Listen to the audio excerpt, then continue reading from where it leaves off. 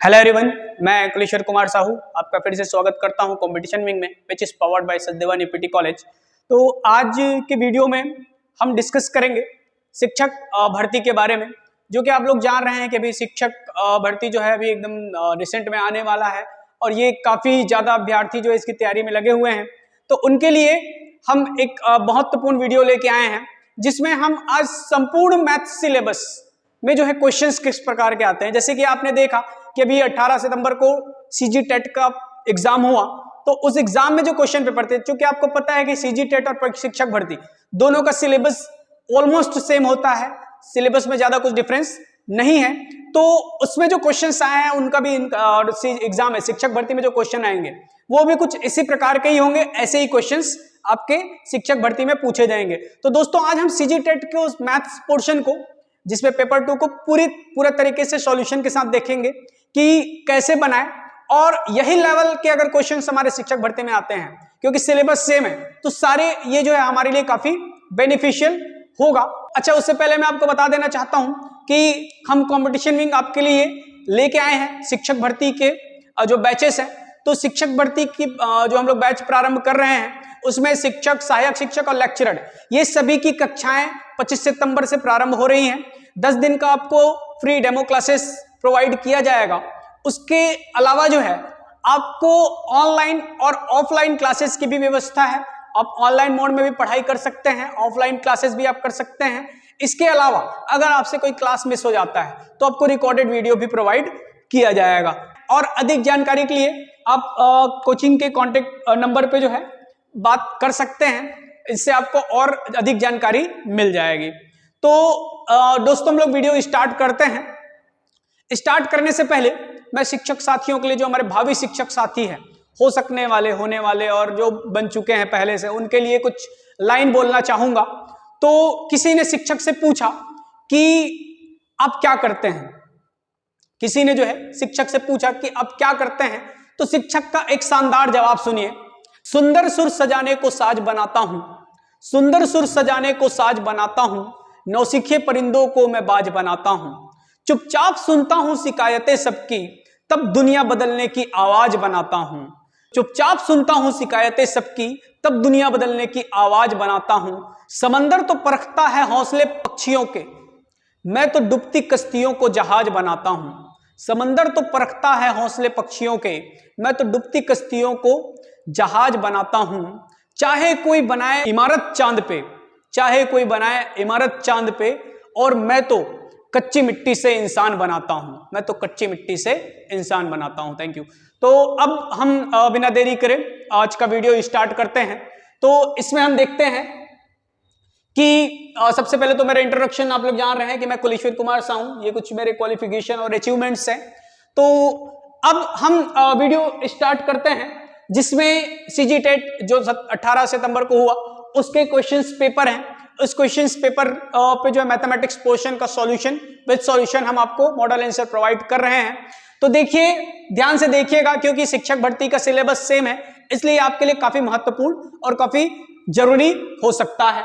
तो देखिए, solve the linear equation, solve the linear equation. तो देखिए ये एक लीनियर इक्वेशन है, इसको सॉल्व कैसे करेंगे तो देखते हैं। यहां से x + 7, ये 2 इधर डिवाइड है, उधर जाके हो जाएगा मल्टीप्लाई, तो हो जाएगा 3 × 2 = 6 माइनस 2x।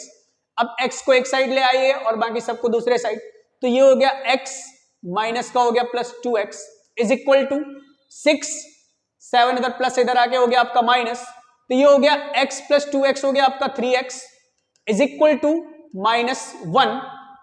तो x इज इक्वल टू हो जाएगा आपका -1/3। तो आपका ऑप्शन सी जो है सही है, -1/3। अब देखते हैं which of the following is correct about the banking model. तो देखिए, टीचिंग में कुछ मॉडल्स आपको पढ़ने हैं जहां से हर बार क्वेश्चंस बनते हैं। तो जैसे एक मॉडल है इनमें से बैंकिंग मॉडल, एक होता है प्रोग्रामिंग मॉडल। तो बैंकिंग और प्रोग्रामिंग मॉडल को थोड़ा सा मैं डिस्क्राइब कर देता हूं। तो देखिए, जैसे आपको पता है बैंक का काम क्या होता है, बैंक का काम होता है पैसे जमा करवाना, ठीक है। तो यहां पे जो है शिक्षा में जो बैंकिंग मॉडल है इसको इंट्रोड्यूस किया था पाउलो फ्रेरी ने। तो पाउलो फ्रेरी ने इसको इंट्रोड्यूस किया था और उसके अलावा जो है बैंकिंग मॉडल में क्या होता है कि बच्चों के ज्ञान को जमा किया जाता है, यहां से बच्चों को जो है रटना सिखाया जाता है उनको, बस जैसे कि आप लोग बचपन में जब पढ़े हैं क्लास 1-2 में पहाड़ा, तो पहाड़ा आपको कैसे रटाया जाता था स्कूल में, 2 1 is 2, 2 2 is 4, 2 3 is 6, 2 1 2, 2 2 4, 2 3 6, इस प्रकार से जो आपको जोड़ जोड़ से पहाड़ा पढ़वाया जाता है, रटवाया जाता है। तो रटवाने का फायदा यह होता है कि आप उसको समझ तो नहीं रहे हैं लेकिन आप रट रहे हैं, और जब अचानक से आपको पूछा जाए तो 2 अट्ठे क्या होता है, आपका तुरंत जवाब आएगा 2 अट्ठे 16।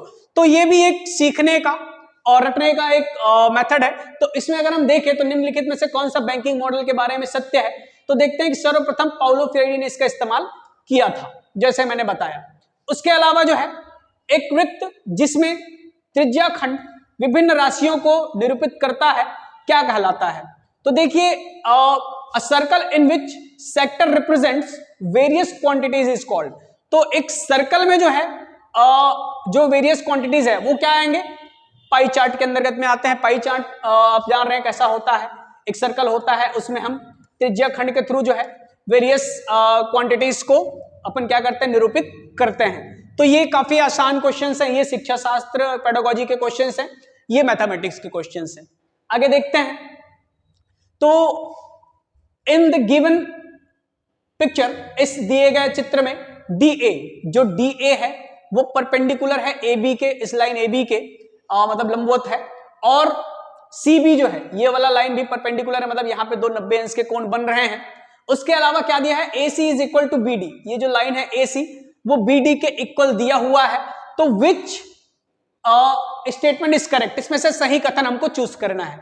तो सबसे पहले यहां पे आप देखिए सर्वांग समता या कॉन्ग्रेंसी, ठीक है, कॉन्ग्रेंट। तो पहले मैं आपको कॉन्ग्रेंसी ऑफ ट्रायंगल बता देता हूं कि सबसे पहले दो कॉन्ग्रेंट फिगर, दो सर्वांग सम जो चित्र है वो क्या होते हैं, ऐसे दो चित्र जो एक दूसरे को कंप्लीटली क्या कर ले, ओवरलैप कर ले, उसको हम लोग बोलते हैं सर्वांग सम या कॉन्ग्रेंट फिगर्स। तो कॉन्ग्रेंट फिगर होने के लिए क्या है, all the corresponding angles and corresponding side should be equal. Two figures are corresponding if their all the corresponding sides and corresponding angles are equal। तो सभी जो corresponding side और angle equal होते हैं उसको हम लोग बोलते हैं congruent figures। तो तीन टाइप के congruent criteria होते हैं, एक होता है SAS side angle side, side congruency criteria होता है, angle side angle congruency criteria होता है, angle side congruency criteria होता है, और एक होता है RHS right angle hypotenuse side.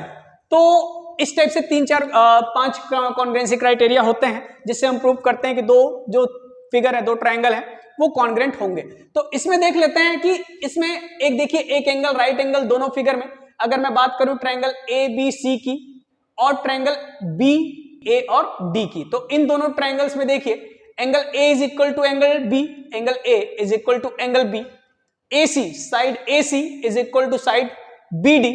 उसके अलावा आपको कॉमन साइड AB दोनों में दिख रहा है, AB दोनों में AB और BA दोनों में कॉमन साइड है। इसका मतलब बाय साइड एंगल और साइड बाय SAS क्राइटेरिया ये दोनों जो फिगर है वो क्या होंगे, कॉन्ग्रेंट होंगे। कॉन्ग्रेंसी का जो साइन होता है इक्वल, इक्वल के ऊपर में सिमिलर का साइन लगा होता है। तो ये जो दोनों फिगर हैं ABC is congruent to triangle BAD, पहला ऑप्शन इसका सही है। अब देखते हैं कौन से दो कोण पूरक कोण हैं। तो देखिए पूरक या सप्लीमेंट्री एंगल्स क्या होते हैं, सप्लीमेंट्री दो टाइप के होते हैं, सप्लीमेंट्री एंगल्स और कॉम्प्लीमेंट्री एंगल। तो two angles whose sum is 90 degree are called complementary angles and two angles whose sum is 180 degree. ऐसे दो कोण जिसके सम 180 अंश के होते हैं उनको हम लोग बोलते हैं पूरक कोण या तो फिर सप्लीमेंट्री एंगल्स। तो देख लेते हैं कि इनमें से दो कौन सा नहीं है। तो जिसका सम 180 नहीं होगा वही आपका क्या होगा, पूरक कोण नहीं होंगे। तो 50 और 30 150 180 हो जाता है, 175 और 5 भी 180 होता है, 89 और 91 को ऐड करें तो भी 180 होता है। इन दोनों को ऐड करेंगे 277 प्लस 23 तो आपका हो जाएगा 200। तो इसका मतलब इन दोनों का सम 180 अंश नहीं हो रहा है, इन दोनों का योग 180 अंश नहीं हो रहा है, इसलिए ऑप्शन डी इज करेक्ट। अब आगे बढ़ते हैं तो देख लेते हैं कि ये एपी का क्वेश्चन अरिथमेटिक प्रोग्रेशन का। If SN sum of n term, SN का मतलब होता है sum of n term is n square plus 2n, then find the first term and common difference। तो देखिए सबसे पहले तो फर्स्ट टर्म क्या होगा, तो अगर मैं S1 करूं, S1 मतलब सम ऑफ वन टर्म, मतलब यही किसके इक्वल होगा, फर्स्ट टर्म के इक्वल होगा, a के। तो देख लेते हैं, तो n के जगह अगर मैं 1 रखता हूं तो ये हो गया 1 का स्क्वायर प्लस 2 इंटू 1, तो 1 स्क्वायर इज 1 प्लस 2 1 इज 2, तो दैट मीन्स 3। तो देख लीजिए सबसे पहले तो फर्स्ट टर्म 3 इन तीन ऑप्शंस में है। अब कॉमन डिफरेंस देख लेते हैं, तो कॉमन डिफरेंस के लिए सबसे पहले मुझे क्या करना पड़ेगा, फर्स्ट टर्म तो मेरा निकल गया है, अब मुझे निकालना है S2। S2 मतलब पहला टर्म a है और मान लेते हैं दूसरा टर्म क्या होगा उसका a प्लस डी, डी क्या है यहाँ पे कॉमन डिफरेंस। तो इन दोनों का योग जो है वो किसके इक्वल होगा, सम ऑफ टू टर्म के। तो a प्लस डी आपका कितना होगा, a प्लस ए हो गया 2a प्लस डी जो है इक्वल होगा किसके, S2 के। तो देख लेते हैं S2 मतलब कितना होगा, निकाल लेते हैं, तो 2 का power 2 plus 2 into 2, 2 two 4, 4 plus 4 कितना हो गया 8। तो यहां से 2a plus d is equal to किसके इक्वल हो जाएगा, 2a plus d is equal to 8। a की वैल्यू मैंने ऑलरेडी फाइंड कर ली है 3, तो 3 टू जा आपका कितना हो गया 6, 6 उधर माइनस हो जाएगा, तो d इज इक्वल टू कितना हो गया आपका 2 प्लस 2। तो ऑप्शन देख लेते हैं, तो a इज इक्वल टू 3 और d इज इक्वल टू 2। ये जो है आपका एपी का क्वेश्चन है, यहां से भी क्वेश्चन आ सकते हैं जो क्लास 10th का टॉपिक है। आगे देखते हैं, एक आयताकार बाड़े का क्षेत्रफल 500 वर्ग फीट है, ठीक है। The area of a rectangular fence is 500 square feet. देखिए आंसर यहां पे फीट में दिया हुआ है। If the width of the fence is 20 metre then find the length. आप सबको पता है एरिया, रेक्टेंगल है आयताकार, तो एरिया ऑफ रेक्टेंगल क्या होता है L into b, length into breadth आपका किस में दिया हुआ है 500 गिवन है। तो यहाँ पे अगर विथ मतलब ब्रेथ जो है लेंथ इंटू विथ या लेंथ इंटू ब्रेथ एक ही होता है, तो विथ अगर आपको 20 दिया हुआ है और उसका हमको क्या निकालना है लेंथ, तो L into 20 is equal to आपका हो गया 500। तो यहां से आप इस 20 को इधर पक्षांतर करेंगे, ट्रांसफर करेंगे तो डिवाइड हो जाएगा, तो क्या हो जाएगा आपका आंसर 25। तो लेंथ जो है 25 फीट जो है आपका क्या होगा, इसका आंसर होगा। आगे देखते हैं सॉल्यूशन। तो देखिए सबसे पहले ये दो subtract this from the addition of this and this, ठीक है। तो इन दोनों के योग से जो है हमको इसको घटाना है। तो योग का मतलब सबसे पहले आप जोड़ लीजिए 3 प्लस 4, 3x प्लस 4x कितना हो गया 7x, 7x में 6x माइनस कर देंगे तो कितना बचेगा, 1x बचेगा। तो सबसे पहला ये और ये ऑप्शन बचता है हमारे पास। फिर देख लेते हैं इन दोनों को 6 माइनस 2, तो 6 में 2 घटाएंगे तो माइनस 4y बचेगा, माइनस 4y से अब घटा देंगे 7 को तो माइनस क्या हो जाएगा 7y। तो इसका मतलब माइनस 4 और माइनस 7 कितना हो गया माइनस 11y। तो अब देख लेते हैं माइनस 11 वाला ऑप्शन कौन सा है, तो सिर्फ एक बचता है, तीसरा वाला करने की हमको जरूरत नहीं है। तो ये हो गया ऑप्शन डी इसके लिए करेक्ट आंसर है। आगे देखते हैं निम्नलिखित कथनों में से समकोण त्रिभुज मतलब राइट एंगल ट्रायंगल के लिए कौन सा सत्य है। तो आपको पता है कि राइट एंगल ट्रायंगल, सबसे पहले आप जान लीजिए कि एंगल, तो angle sum property of a triangle, तो sum of all the angle of triangle is 180 degree. तो तीनों कोण एंगल के, एंगल एल और एंगल जे, इन तीनों का सम 180 अंश है। तो ये तो आपका पहला सही हो गया। सत्य नहीं बताना है हमको, इसको ध्यान रखिएगा, पहला वाला सही हो गया। अब दूसरा एंगल एल और angle J are acute angle. तो देखिए राइट एंगल ट्रायंगल में क्या होता है, अगर ये एंगल 90 अंश का है तो कंफर्म है कि इन दोनों का सम कितना होगा 90 अंश का, मतलब ये दोनों एंगल क्या होंगे कॉम्प्लीमेंट्री एंगल्स होंगे और इन दोनों का सम क्या होगा 90 अंश। तो जब दो कोणों का योग 90 अंश है, एक्यूट एंगल या न्यून कोण किसको बोलते हैं, ऐसा कोण जिसका माप 90 अंश से कम होता है, मतलब 1 डिग्री से 89 डिग्री तक के जो कोण है उसको हम लोग क्या बोलते हैं, न्यून कोण बोलते हैं। तो जब दोनों का सम, दो एंगल है और दो का सम 90 है, तो ऑब्वियस सी बात है कि ये दोनों एंगल क्या होंगे एक्यूट, मतलब अगर ये 60 होता है तो ये 30 होगा, ये 80 होता है तो ये 10 होगा, लेकिन दोनों क्या होंगे एक्यूट। तो दूसरा कथन भी आपका क्या निकल गया, सही निकल गया। अब हमने जैसे ही बताया कि ये 90 है तो इन दोनों का योग 90 होगा, तो L और J का योग 90, तो ये भी सही निकल गया। तो आखिरी में जो बच गया वही क्या होंगे, आपके सही होंगे, मतलब गलत आंसर, सत्य नहीं है। क्योंकि देखो ऑब्ट्यूज का मतलब होता है ऐसा कोण जो 90 से बड़ा होगा, तो मैक्सिमम जो कोण है वो 90 है, एक कोण, तो बाकी 2 कोण जो है 90 से बड़े नहीं हो सकते। ओके, आगे बढ़ते हैं तो देखते हैं कि किसी शहर की जनसंख्या 1,25,000 एक शहर की जनसंख्या है, तो it is increasing at a rate of 2% per annum. यह जो है 2% पर ईयर के रेट से जो है बढ़ रही है। तो 3 साल बाद जो है जनसंख्या कितनी होगी?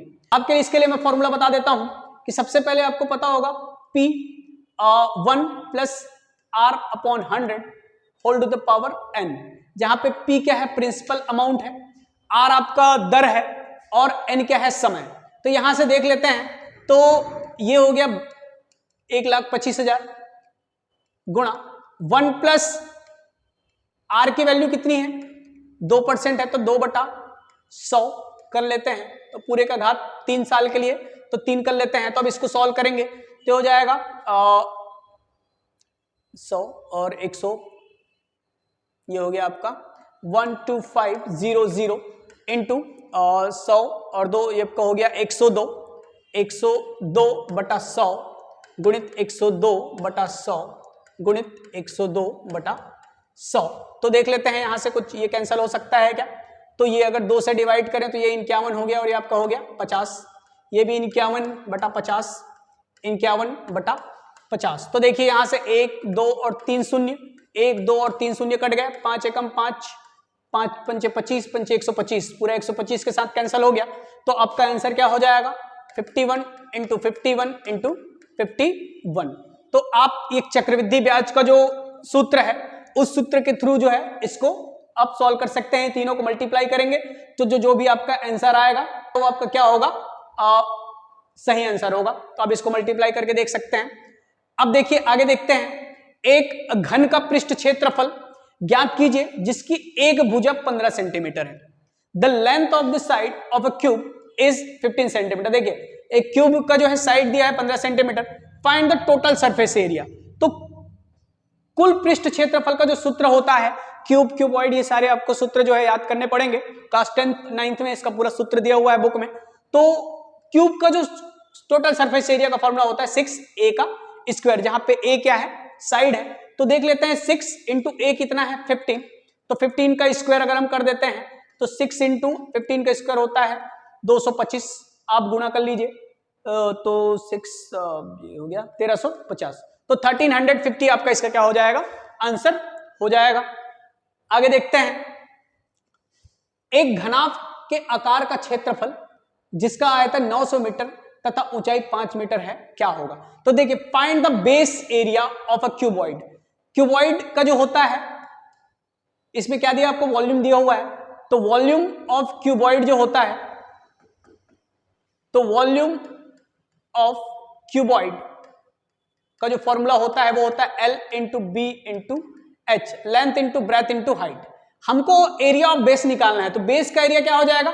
लेंथ इंटू ब्रेथ, और ये क्या है? हाइट आपका गिवन है कितना? 5। तो देखिए आपको दिया है क्यूबॉइड का 900, उसका क्या दिया हुआ है? Length into breadth into height given है, और L into b into height कितना है? 5। तो 5 इधर मल्टीप्लाई इधर आके क्या हो जाएगा? डिवाइड। तो आपका answer length into breadth L into b is equal to कितना हो जाएगा? 5 1 is 5, 5 1 is 5, बचेगा कितना? 4, तो 180। तो 180 आपका क्या हो जाएगा? 180 मीटर स्क्वायर जो है आपका क्या होगा? ये मीटर क्यूब में था और ये 5 जो है मीटर में था, तो कैंसिल हुआ तो बच गया कितना? Metre square. तो आपका जो आंसर हो जाएगा 180 मीटर स्क्वायर जो है आपका क्या होगा? आंसर होगा दोस्तों। तो आगे देखते हैं, ये आपके क्वेश्चंस हैं पेडागोजी वाले, कि primary data is preferred over secondary data because. हम लोग प्राइमरी डेटा में के अलावा सेकेंडरी डेटा को क्यों ज्यादा प्रेफर करते हैं? तो क्योंकि देखिए प्राइमरी डेटा में जो है आप जाके डाटा कलेक्ट करेंगे तो उसमें ज्यादा से ज्यादा इंफॉर्मेशन आपके पास होंगे, है ना। सेकेंडरी डेटा क्या होता है? उसको अरेंज करेंगे, उसको एक स्टैटिकल फॉर्म में अरेंज करना सेकेंडरी डेटा कहलाता है। तो अगर हम देखें इसके हिसाब से बेस्ट ऑप्शन जो निकलता है कि यह अधिक विवरण दिखाता है, क्योंकि प्राइमरी जो डेटा है उसमें ज्यादा से ज्यादा आपके क्या होंगे? विवरण होंगे। ये गणितीय विचार करने वाले अनुभव वाले प्रश्न हैं कि पहले अनुभव आएगा, कि प्रतीक आएगा, कि चित्र आएगा, कि भाषा आएगा, कि अब इनका आपको उपयोग करके बताना है सीक्वेंस में कि सबसे पहले क्या आएगा। तो आप इसको देख लीजिए कि क्या आएगा। आगे हम लोग डिस्कस करते हैं अगले क्वेश्चंस में। तो 105, यदि किसी बेलन का व्यास, बेलन मतलब होता है सिलेंडर, तो किसी सिलेंडर का जो व्यास है, व्यास का मतलब डायमीटर आपको गिवन है कितना 28, अगर डायमीटर 28 है तो आप रेडियस निकाल लीजिए तुरंत, तो रेडियस कितना हो जाएगा उसका आधा 14, and the diameters of and height, तो हाइट कितना दिया है h इज इक्वल टू आपको गिवन है कितना 10, रेडियस आपका 14, हाइट 10 है respectively. What is the volume of cylinder, तो सबसे पहले आपको मैंने बताया कि सबसे जरूरी ये है कि आपको सारे सूत्र जो है याद करने पड़ेंगे किसके, मेंसुरेशन के, ठीक है। तो वॉल्यूम ऑफ सिलेंडर का जो फॉर्मूला होता है वो होता है दोस्तों पाई आर स्क्वायर एच। पाई की वैल्यू, देखो आंसर पाई में है, मतलब पाई की वैल्यू हमको रखने की जरूरत नहीं है।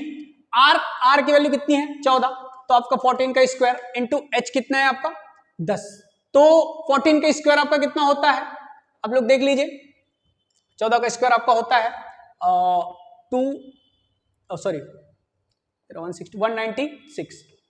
196 आपका होता है 14 का स्क्वायर।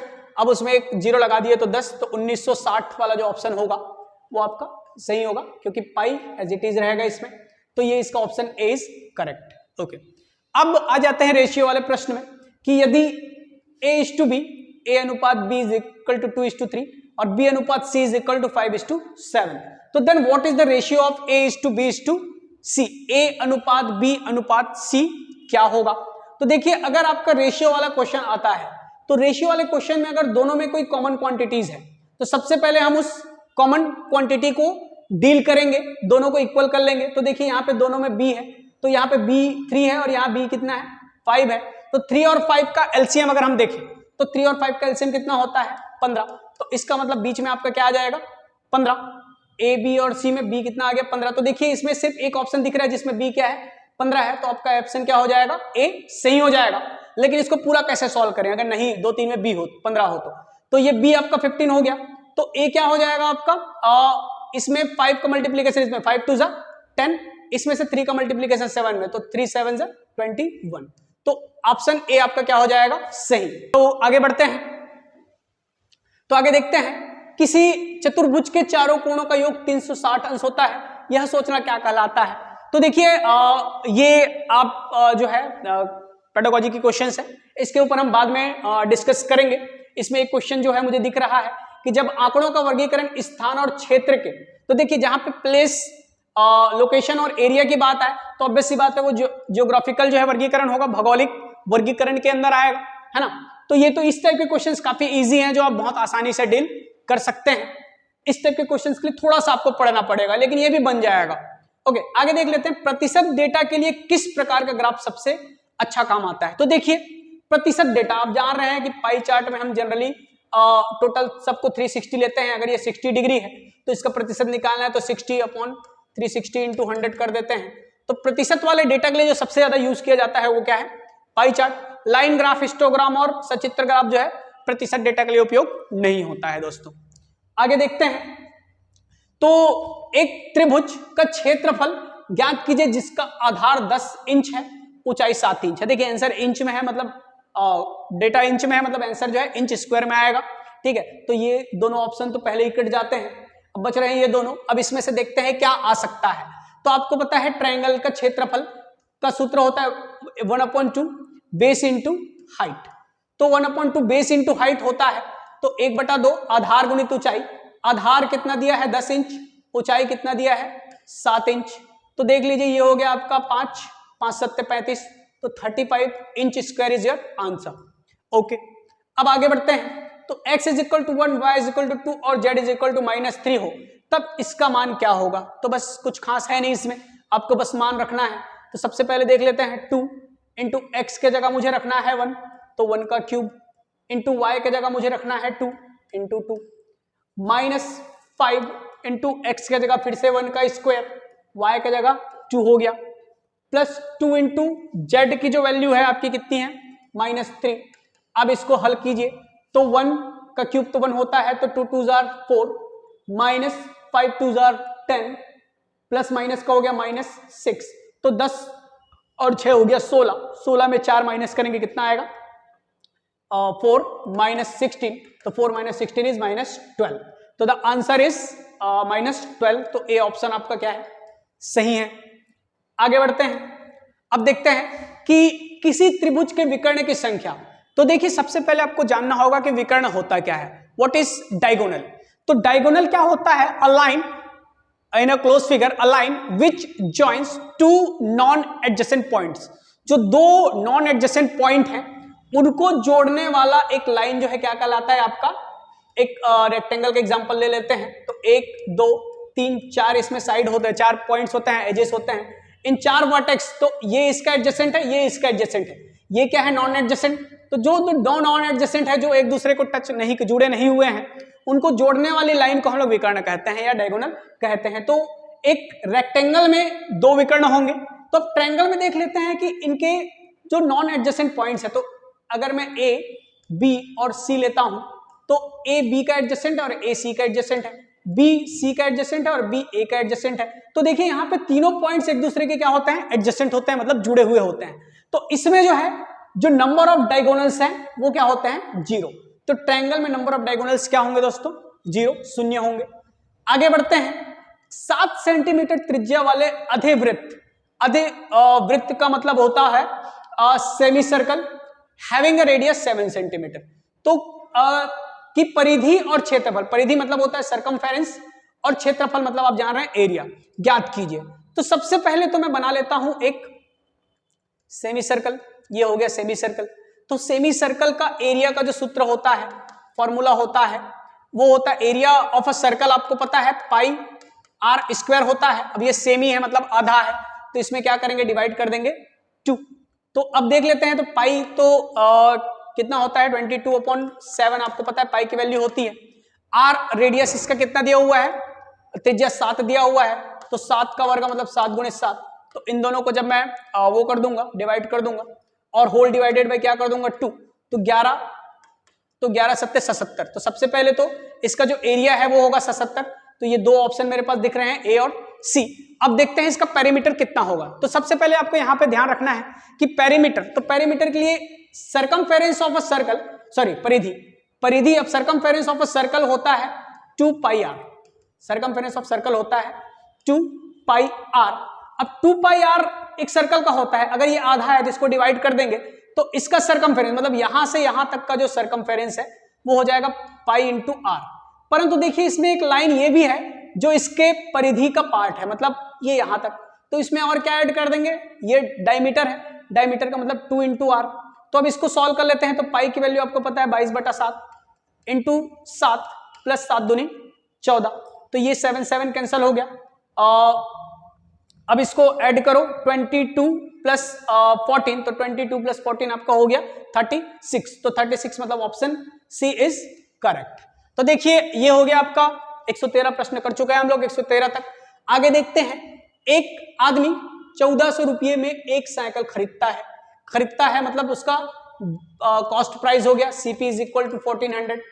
अब उसको वो 15% हानि में बेच देता है, तो उसका सेलिंग प्राइस मतलब एसपी जो है, बेचने का प्राइस जो है हमको फाइंड आउट करना है। तो सबसे पहले 1400 का आप क्या निकाल लीजिए, 15% निकाल लीजिए। 1400 का 15% आप निकालेंगे तो बच गया 6 15 कम, तो 210 रुपये उसको हानि हुई है। तो 1400 में आप क्या माइनस कर दो, 210 को माइनस कर दो, तो आपका जो है आंसर आ जाएगा। तो आपका आंसर होगा 1190। माइनस अच्छे से कीजिएगा दोस्तों, 1400 में अगर 200 कम किए तो 1200, और 1200 में फिर एक 10 कम कर दिए तो 1190। तो ये इसका ऑप्शन ए इसका सही आंसर हो जाएगा।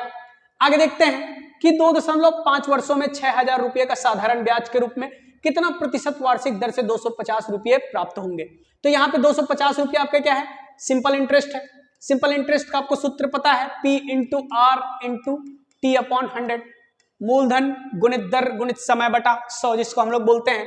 तो मूलधन आपको दिया हुआ है 6000 रुपये, दर आपको पता नहीं है तो आर हम रहने देते हैं।